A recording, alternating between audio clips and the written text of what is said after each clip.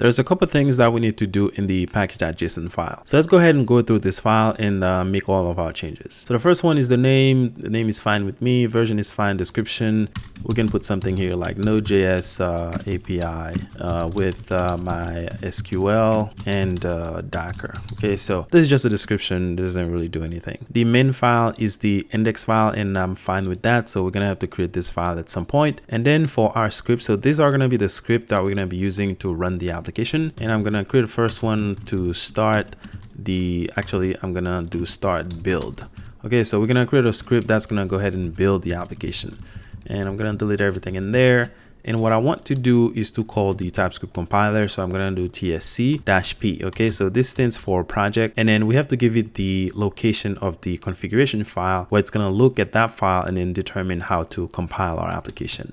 And we're going to put a dot because the tsconfig file is in the same directory as the packet.json. So calling tsc-p, meaning compile the project. And then we're giving it the location of the tsconfig file. And it's going to look in there and then read over our configurations and then produce the JavaScript according to the configuration path that we're giving here by putting this dot in here, which means the same directory. So I'm going to create another one. I think I can do this little trick. Oh, there we go.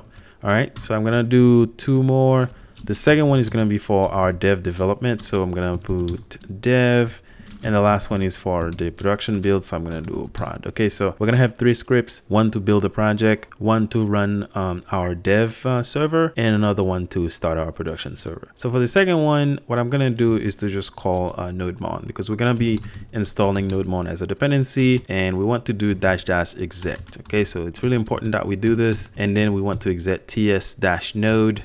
And we want to point to the index file. So I'm going to do src/index.ts. Okay, so that's going to be the name of the file. That's going to be the starting point of the application. And we want to also compile this file because it's TypeScript. So when you call tsnode, it's going to compile it to JavaScript and then run it, like do two commands all at once with tsnode. And we're going to install tsnode as well. If you don't want to do that, then you can, put something else here like compile it and then run the JavaScript file. But I'm just going to go with this shortcut instead. And then for our production build, I'm going to do tsc-p again. So we're going to compile everything. And then I want to set a node environment. So I'm going to do node_env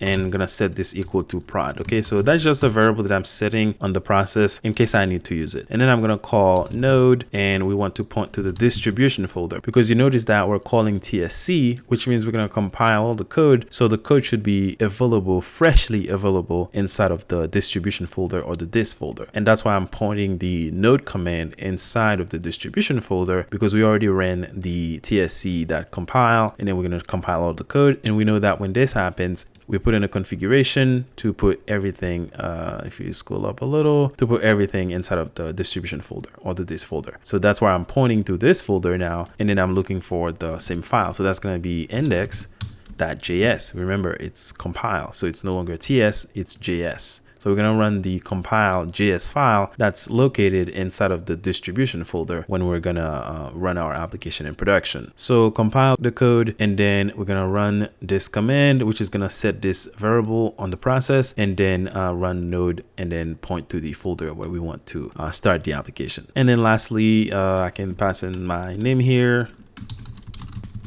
And keyword, I guess we can put in some keywords, so feel free to do that. So that's what we're going to be doing for now. And next thing we have to do as far as this file is concerned is that we need to install all of our dependencies. And once we do that, then we're going to have another section here that's going to be like dev dependencies and then dependencies, where we're going to have a bunch of dependencies for the application. But for now, everything that we have here should be enough. So now let's go ahead and install the dependencies.